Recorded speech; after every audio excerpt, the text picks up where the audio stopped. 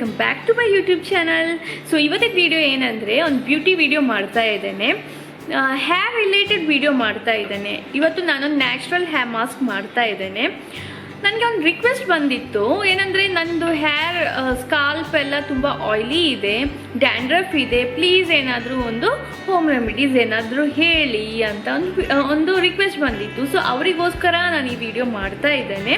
ಮತ್ತು ನನ್ನದು ಸ್ವಲ್ಪ ಫ್ರೆಂಡ್ಸ್ ಎಲ್ಲ ನನಗೆ ರಿಕ್ವೆಸ್ಟ್ ಮಾಡಿದರು ಹೇರ್ ಗ್ರೋತ್ ಆಗಲಿಕ್ಕೆ ಏನಾದರೂ ಒಂದು ವಿಡಿಯೋ ಮಾಡು ಅಂತ ಹೇಳಿದರು. ಸೊ ಅವರಿಗೋಸ್ಕರ ನಾನು ಈ ವಿಡಿಯೋ ಮಾಡ್ತಾ ಇದ್ದೇನೆ. ಸೊ ಹೇರ್ ರಿಲೇಟೆಡ್ ಇದು ಥರ್ಡ್ ವಿಡಿಯೋ, ಹೌದು ಇದು third video hair related. So ನಿಮಗೆ ನಂದು 2 ವಿಡಿಯೋ ಆಲ್ರೆಡಿ ನಾನು ಅಪ್ಲೋಡ್ ಮಾಡಿದ್ದೆ, ಅದನ್ನು ಹೋಗಿ ನೋಡ್ಬೋದು. ಅದರ ಲಿಂಕ್ ನಾನಿಲ್ಲಿ ಹಾಕ್ತೇನೆ, ನೀವು ಹೋಗಿ ಚೆಕ್ ಮಾಡಿ.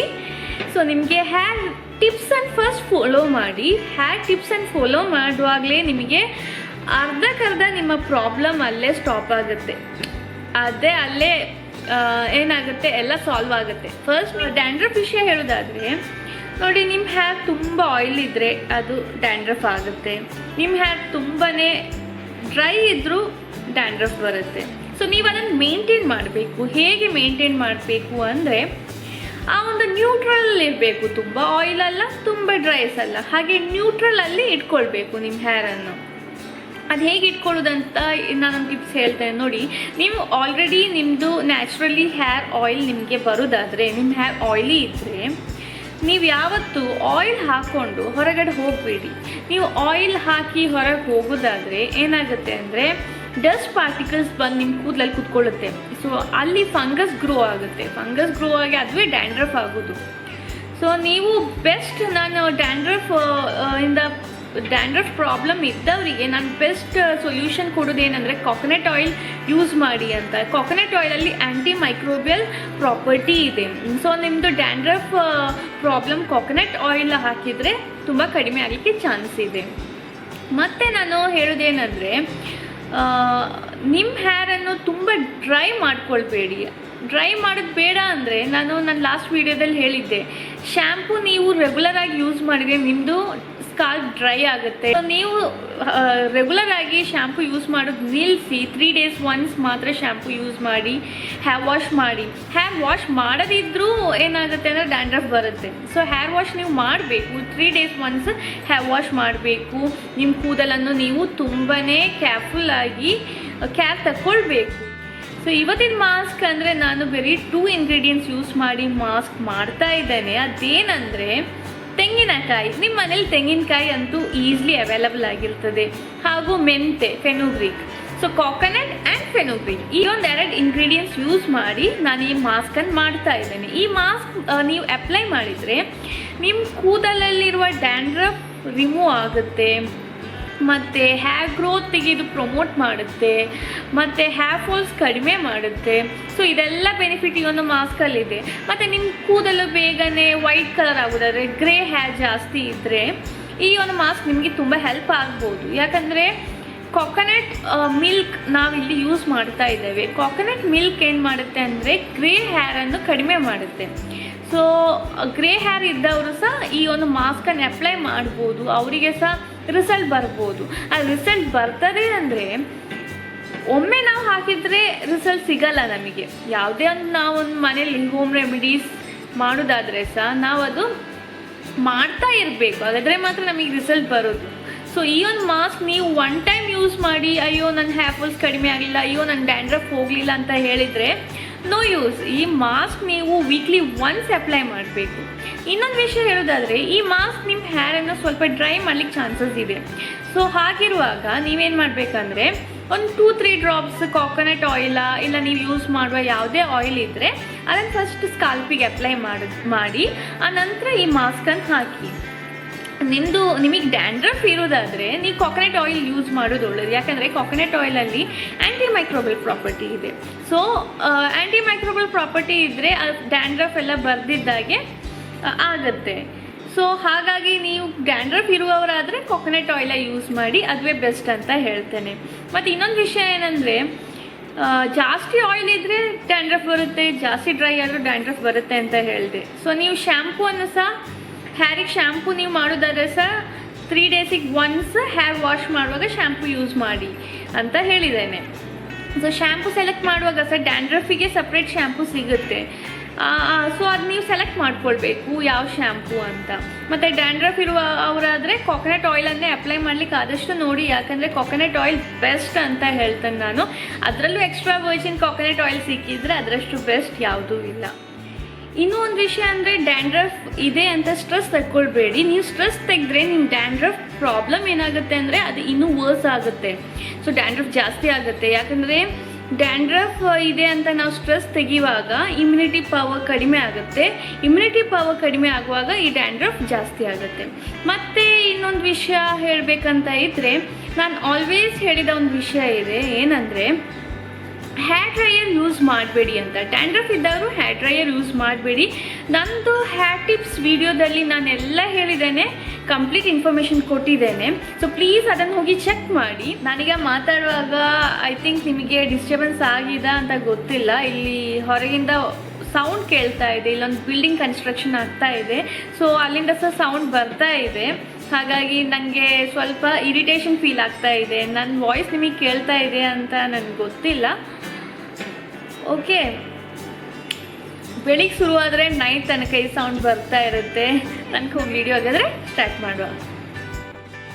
ಮೆಂತೆಯನ್ನು ನೀರಲ್ಲಿ ನೆನೆಸಿ ಹಾಕ್ಕೊಳ್ಬೇಕು. ನೈಟ್ ಮೆಂತೆ ನೀರಲ್ಲಿ ಹಾಕಿಟ್ಟು ಬೆಳಿಗ್ಗೆ ಯೂಸ್ ಮಾಡ್ಬೋದು, ಅಥವಾ 2 ದಿವಸ ನೀವು ನೀರಲ್ಲಿ ಮೆಂತೆ ಹಾಕಿಟ್ಟು ಅದನ್ನು ಯೂಸ್ ಮಾಡ್ಬೋದು. ಮತ್ತೆ ಬೇಕಾದದ್ದು ತೆಂಗಿನಕಾಯಿ ಒಂದು ಹಾಫ್ ತೆಂಗಿನಕಾಯಿ ನಾನು ತೆಗೆದಿದ್ದೇನೆ. ಒಂದು ತೆಂಗಿನಕಾಯಿದು ಹಾಫ್. ನಿಮ್ಮ ಹೇರ್ ಎಷ್ಟು ಲೆಂತ್ ಇದೆ ಅದನ್ನು ನೋಡಿ ನೀವು ತೆಂಗಿನಕಾಯಿಯನ್ನು ತೆಕ್ಕೊಳ್ಳಿ. ನಾನು ಇವಾಗ ಇಷ್ಟು ತೆಂಗಿನಕಾಯಿಯನ್ನು ತೆಗಿತಾ ಇದ್ದೇನೆ. ಫಸ್ಟ್ ತೆಂಗಿನಕಾಯಿಯನ್ನು ನಾವು ಮಿಕ್ಸಿ ಜಾರಿಗೆ ಹಾಕಿ ಗ್ರೈಂಡ್ ಮಾಡಬೇಕು.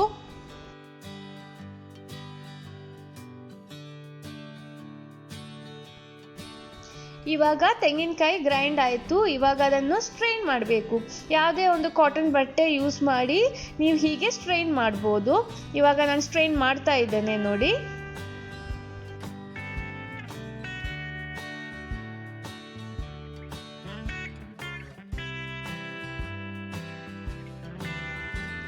ಇವಾಗ ಈ ತೆಂಗಿನ ಹಾಲನ್ನು ನಾವು ಮೆಂತೆ ಒಟ್ಟಿಗೆ ಮಿಕ್ಸ್ ಮಾಡಲಿಕ್ಕಿದೆ. ಸೊ ಇವಾಗ ತೆಂಗಿನ ಹಾಲು ರೆಡಿ ಆಯಿತು. ಇನ್ನು ಮೆಂತೆಯನ್ನು ಗ್ರೈಂಡ್ ಮಾಡಬೇಕು. ನಾವು ಮೆಂತೆಯನ್ನು ಸೇಮ್ ಮಿಕ್ಸಿ ಜಾರಿಗೆ ಹಾಕಿ ನಾನು ಗ್ರೈಂಡ್ ಮಾಡ್ತಾ ಇದ್ದೇನೆ.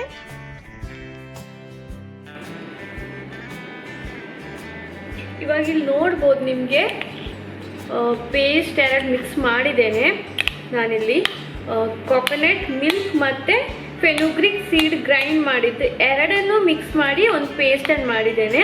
ಸೊ ಈ ಪೇಸ್ಟನ್ನು ನಾವು ಕೂದಲಿಗೆ ಹಚ್ಚಬೇಕು. ಇವಾಗ ಹೇರ್ ಮಾಸ್ಕ್ ರೆಡಿ ಆಗಿದೆ. ತೆಂಗಿನ ಹಾಲು ಮತ್ತು ಮೆಂತೆ ಎರಡನ್ನೂ ಮಿಕ್ಸ್ ಮಾಡಿ ಹೇರ್ ಮಾಸ್ಕ್ ಮಾಡಲಿಕ್ಕೆ. ಸೊ ಇದನ್ನು ನಾನಿವಾಗ ತಲೆಗೆ ಹಚ್ತಾ ಇದ್ದೇನೆ. ಕೂದಲಿಗೆ ಹಚ್ಚುವ ಮೊದಲು ಕೂದಲಿನ ಟ್ಯಾಂಗಲ್ಸನ್ನೆಲ್ಲ ರಿಮೂವ್ ಮಾಡಬೇಕು. ಮತ್ತೆ ಕೂದಲಿಗೆ ಹಚ್ತಾ ಹೋಗಬೇಕು. ನೀವು ಕೂದಲಿನ ಸ್ಕಾಲ್ಪಿಗೆಲ್ಲ ಹಚ್ತಾ ಹೋಗಿ, ಹಾಗೂ ಹೇರಿಗೆ ಸಹ ಹಚ್ತಾ ಹೋಗಿ, ಹೇರ್ ಎಂಡ್ ತನಕ ಹಚ್ತಾ ಹೋಗಿ.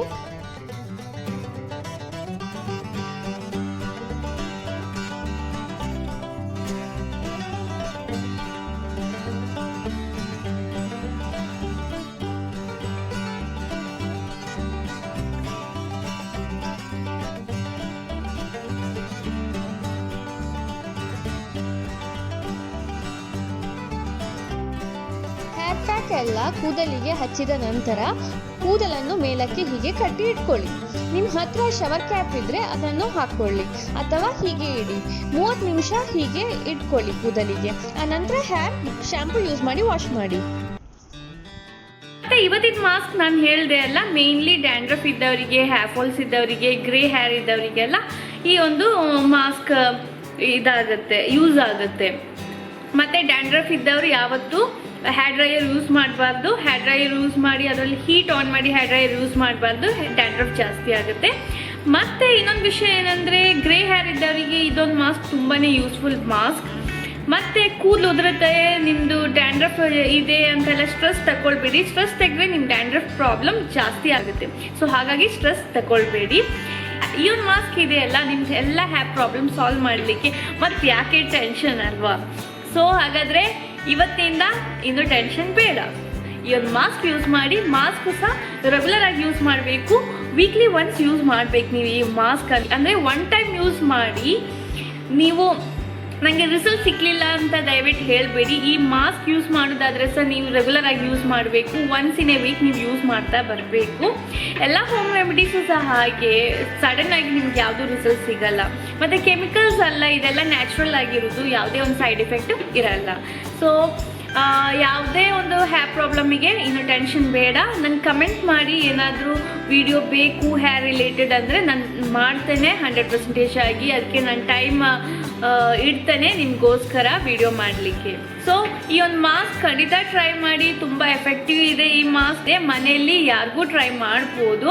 ಏಜ್ ಲಿಮಿಟು ಸಹ ಇಲ್ಲ, ಸಣ್ಣ ಮಕ್ಕಳಿಂದ ದೊಡ್ಡವರಿಗೂ ಏಜ್ ಆದವರಿಗೂ ಯೂಸ್ ಮಾಡ್ಬೋದು. ಗೈಸ್, ಈ ವಿಡಿಯೋ ನಿಮಗೆ ಇಷ್ಟ ಆದರೆ ಲೈಕ್ ಮಾಡಿ, ಶೇರ್ ಮಾಡಿ, ಹಾಗೂ ನೀವು ನನ್ನ ಚಾನಲ್ಗೆ ಹೊಸಬ್ರಾದರೆ ಏನು ಸಬ್ಸ್ಕ್ರೈಬ್ ಮಾಡಲಿಕ್ಕೆ ಮರಿಬೇಡಿ. ಸೊ ಈ ನೆಕ್ಸ್ಟ್ ವಿಡಿಯೋ ಬರುವ ತನಕ see you, bye bye and take care and love you all.